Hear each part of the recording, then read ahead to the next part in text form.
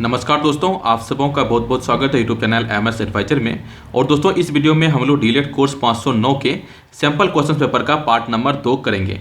और दोस्तों, अगर आपने पिछले के वीडियो को नहीं देखा है तो आप जाके उनसे वीडियो को देख लें, क्योंकि वहाँ पर जितने भी सारे क्वेश्चंस आपको कराए गए हैं वो सारे क्वेश्चंस काफ़ी इंपॉर्टेंट क्वेश्चंस हैं। तो अगर आप डीएलएड कोर्स 508, 509 और 510 के प्लेलिस्ट में जाएंगे तो वहाँ पे आपको सारे एमसीक्यू टाइप क्वेश्चंस या फिर जो भी सैंपल क्वेश्चन पेपर हैं वो सारा कुछ वहाँ पे आपको मिल जाएगा। तो वहाँ से आप सारे वीडियो को देख सकते हैं।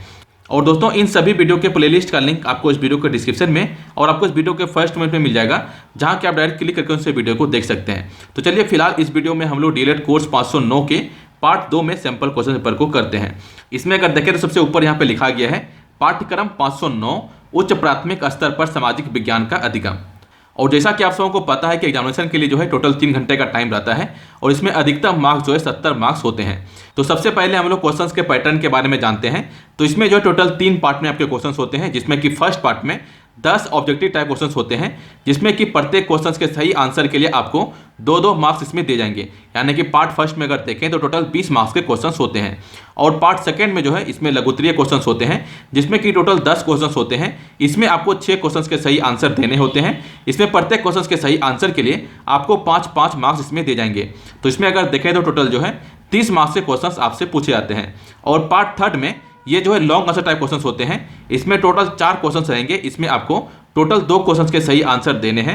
इसमें प्रत्येक क्वेश्चंस के सही आंसर के लिए आपको 10-10 मार्क्स दिए जाएंगे। यानी कि पार्ट अगर थर्ड की बात करें तो इसमें टोटल जो है 20 मार्क्स का क्वेश्चंस होता है। तो टोटल अगर यहाँ पे देखें तो part first, part second, part third तीनों मिला के टोटल 70 मार्क्स का क्वेश्चंस होता है। तो चलिए इसमें पार्ट फर्स्ट में जो भी ऑब्जेक्टिव टाइप क्वेश्चंस दिए गए हैं उनको पहले हम लोग इसमें देख लेते हैं। तो इसमें अगर देखें तो पहला क्वेश्चन जो यहाँ पे दिया गया है, स्पिरिट ऑफ लॉ के लेखक कौन है। इसके लिए ऑप्शन दिए गए हैं। ऑप्शन ए दिया गया है मॉन्टेस्क्यू, ऑप्शन बी दिया गया है एडम स्मिथ, ऑप्शन सी दिया गया है जे हडर, ऑप्शन डी दिया गया है उपयुक्त सभी। तो इसमें आपको जो भी सही आंसर लगता है वो आप नीचे कमेंट्स कर सकते हैं। दोस्तों, यहाँ पे जो भी 10 एमसीक्यू टाइप क्वेश्चन दिए गए हैं, इसमें आपको जिसका भी जो भी सही आंसर लगता है वो आप निश्चित रूप से यहाँ पे कमेंट्स करें। और फिर इस वीडियो के लास्ट में आपको इसका क्या सही आंसर होगा वो आपको बताया जाएगा। तो वहां से आप मिलान कर लें कि आपने टोटल 10 में से कितने क्वेश्चन सही किए हैं। फिर अगला क्वेश्चन दिए गए हैं प्राथमिक स्तर पर सामाजिक विज्ञान के बजाय सामाजिक अध्ययन शब्द का उपयोग अधिक उपयुक्त होगा क्योंकि। तो ये चीजें क्यों है वो आपको बताना है। इसके लिए ऑप्शन दिए गए हैं। ऑप्शन ए दिया गया है यह शब्द अधिक प्रभावकारी है, ऑप्शन बी दिया गया है यह विस्तृत और संयुक्त अनुदेशात्मक क्षेत्र का प्रतिनिधित्व करता है, ऑप्शन सी दिया गया है केवल बी सही है, ऑप्शन डी दिया गया है ए और बी दोनों सही है। तो इसमें आपको जो भी सही आंसर लगता है वो आप नीचे कमेंट्स कर सकते हैं। फिर क्वेश्चन नंबर 3 दिए गए हैं अशोक के शिलालेख को पढ़ सकने वाला प्रथम व्यक्ति कौन था। ऑप्शन दिए गए हैं। ऑप्शन ए दिया गया है जेम्स मिल, ऑप्शन बी दिया गया है जेम्स प्रिंसेप, ऑप्शन सी दिया गया है ग्राफ्ट डब, ऑप्शन डी दिया गया है जोसेफ कनिंघम। फिर अगला क्वेश्चन दिए गए हैं, यानी क्वेश्चन नंबर 4 दिया गया है किस शिक्षा आयोग ने प्रजातंत्र के लिए प्रशिक्षण के प्रावधानों की सिफारिश की।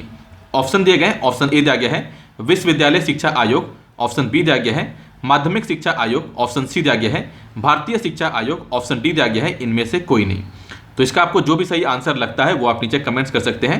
फिर क्वेश्चन नंबर 5 दिए गए हैं इतिहास के वास्तुशिल्पीय स्रोत के अंतर्गत कौन से स्रोत शामिल हैं। ऑप्शन दिए गए हैं। ऑप्शन ए दिया गया है पाए गए स्मारक जिनमें शामिल इमारतें, चित्र, बर्तनें और भित्ति चित्र तथा अन्य प्राचीन वस्तुएं, ऑप्शन बी दिया गया है सिक्कों के अध्ययन से संग्रहित मुद्रा विषयक साक्ष्य, ऑप्शन सी दिया गया है पुरालेख में शामिल पत्थरों, स्तंभों, चट्टानों, ताम्र पत्तों, भवन की दीवारों, पक्की ईंटें, पत्थर की मोहरें और चित्र, ऑप्शन डी दिया गया है उपयुक्त सभी। फिर क्वेश्चन नंबर 6 दिए गए हैं राष्ट्रीय पाठचर्या ढांचा 2005 के आधार पर भूगोल शिक्षण के उद्देश्य हैं। इसके लिए ऑप्शन दिए गए। ऑप्शन ए दिया गया है मानव जाति के अधिवास के रूप में पृथ्वी और जीवन के अन्य रूपों के बारे में समझ विकसित करना है, ऑप्शन बी दिया गया है अधिगमकर्ता को वैश्विक संदर्भ में उनके अपने क्षेत्र, राज्य और देश के अध्ययन में प्रवृत्त करना है, ऑप्शन सी दिया गया है आर्थिक संसाधनों के वैश्विक वितरण और वैश्विकरण को जारी प्रक्रियाओं को परिवर्तित करना है, ऑप्शन डी दिया गया है उपयुक्त सभी। फिर क्वेश्चन नंबर 7 दिए गए हैं किसने अर्थशास्त्र को संपत्ति का विज्ञान कहकर परिभाषित किया है। तो ये चीजें किसने कही है वो आपको बताना है। इसके लिए ऑप्शन दिए गए हैं। ऑप्शन ए दिया गया है रॉबिन्स, ऑप्शन बी दिया गया है एडम स्मिथ, ऑप्शन सी दिया गया है एल्फ्रेड मार्शल, ऑप्शन डी दिया गया है सैमुअल्सन। फिर क्वेश्चन नंबर 8 दिए गए हैं नाटक के संबंध में कौन सा कथन सही है।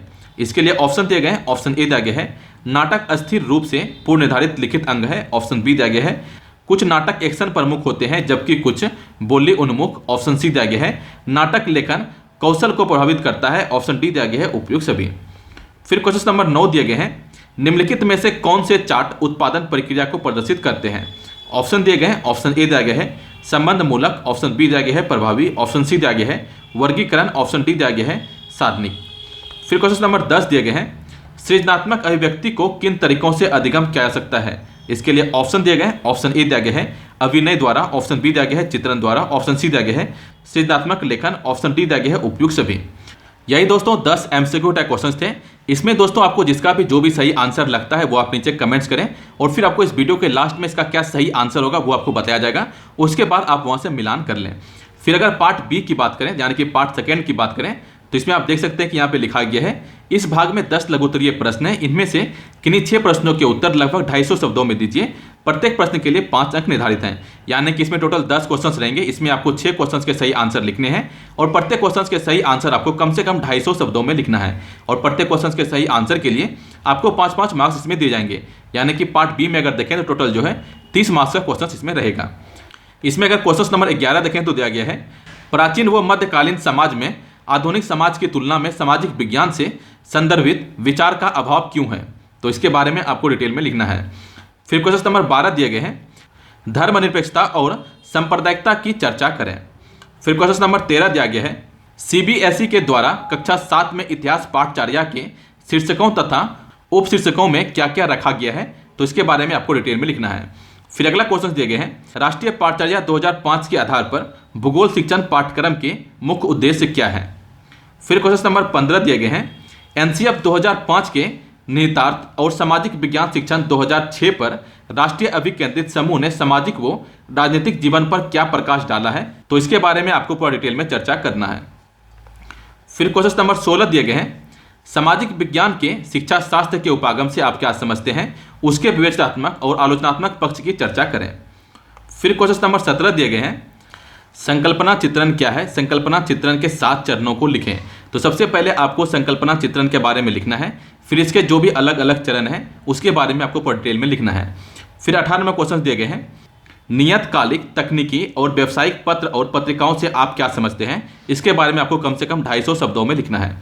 फिर क्वेश्चन नंबर 19 दिए गए हैं, सूचकों के संदर्भ में योग्यताओं के आकलन के लिए अधिगम सूचक की चर्चा करें। फिर क्वेश्चन नंबर 20 दिए गए हैं, विद्यालय स्तर पर सामाजिक विज्ञान के अनुदेशात्मक घटक की चर्चा करें। तो ये दोस्तों पार्ट बी का 10 क्वेश्चन था और यहाँ पर दोस्तों जितने भी क्वेश्चंस दिए गए हैं इन सारे क्वेश्चंस के आंसर जो भी स्टडी मटेरियल दिया गया है उसमें आपको मिल जाएगा।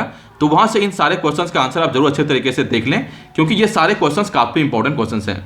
तो चलिए पार्ट 3 में देख लेते हैं यहाँ पे क्या यहाँ पे क्वेश्चन दिए गए हैं। तो पार्ट 3 में अगर देखें तो ऊपर यहाँ पे लिखा गया है, इस भाग में 4 निबंधात्मक प्रश्न हैं। इनमें से कोई 2 प्रश्न प्रत्येक के उत्तर 600 शब्दों में लिखें। प्रत्येक प्रश्न के लिए 10 अंक निर्धारित है, यानी कि टोटल इसमें 4 क्वेश्चन रहेंगे। इसमें आपको प्रत्येक क्वेश्चन के आंसर कम से कम 600 शब्दों में लिखना है और प्रत्येक क्वेश्चन के सही आंसर के लिए आपको 10-10 मार्क्स इसमें दिए जाएंगे। तो इसमें अगर देखें तो 21 नंबर क्वेश्चन दिया गया है, अधिगम स्रोत के रूप में अध्यापक, विद्यार्थी व समुदाय के महत्व की चर्चा करें। तो ये आपको कम से कम 600 शब्दों में लिखना है। फिर क्वेश्चन नंबर 22 दिए गए हैं, सामाजिक विज्ञान में शिक्षण अधिगम रणनीतियां क्यों महत्वपूर्ण है, शिक्षण अधिगम के रूप में भूमिका निर्वाह क्या है, इसके चरणों की चर्चा करें।